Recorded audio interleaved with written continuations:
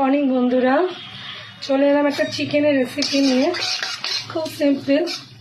কড়াতে তেল আছে, তেজপাতা আর শুকনো লঙ্কা ফোড়ন দিচ্ছি। ওর সাথে দেবো এই গরম মশলাগুলো।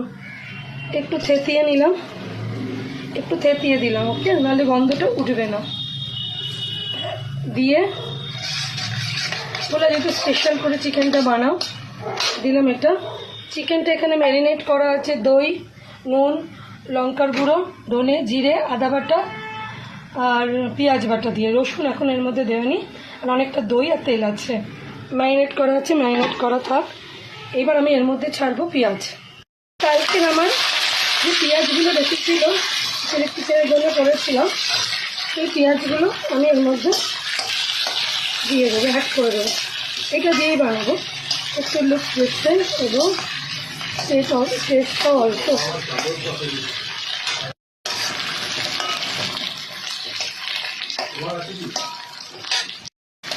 হাফ ভাজা হয়ে গেছে গো। এবার দিয়ে দেবো চিকেনটা, ম্যারিনেট করা চিকেনটা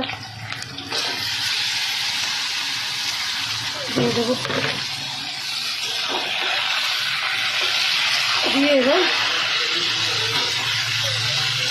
কষাতে থাকবো।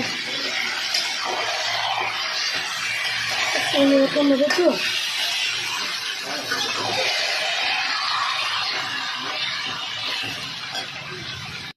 অল্প একটু মিষ্টি দিলাম, অবশ্যই দেব, না দিলে ব্যালেন্স আসবে না, বারবার বলে দিচ্ছি। এর মধ্যে আলু দেবো না, শুকনো হবে, ভাত দিয়ে খেতে ভালো লাগবে। কষা হতে থাক।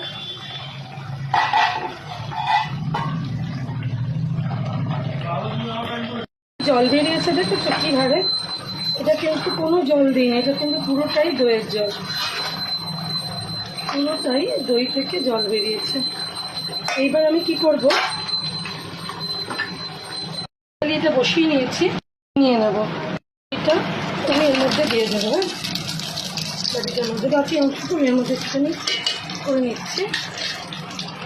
দিয়ে এটাকে একটু জোরে করবো।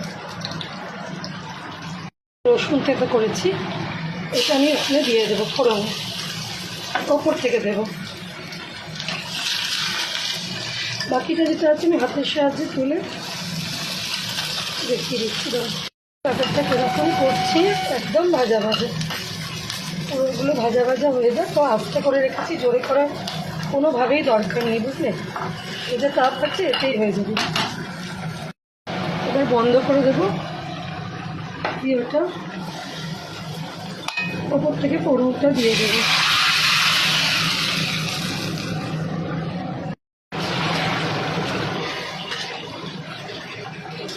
পুরো ব্যাপারটা এবার, এটাও না বেশি কালারফুল হবে না, এই কালারটাই থাকবে, কোনো কালার দিয়ে এটাকে বাড়াবো না। কাঁচা লঙ্কা ওপর থেকে অ্যাড করলাম, আর এই যে এলাচটা ওটা এবার গুঁড়িয়ে দেবো। তো তুলে এবার মিশিয়ে দেবো। হচ্ছে চিকেন মশলা, এটা আমি একটুখানি আমার অন্য রান্নাতেও ইউজ করি, এটা আমার ভালো লাগে। কেউ ইচ্ছা করলে এখানে ম্যাগি মশলাও দিতে পারে, কিন্তু ম্যাগি মশলাটা আলাদা করে কেনা থাকলে তবেই দিতে পারবে।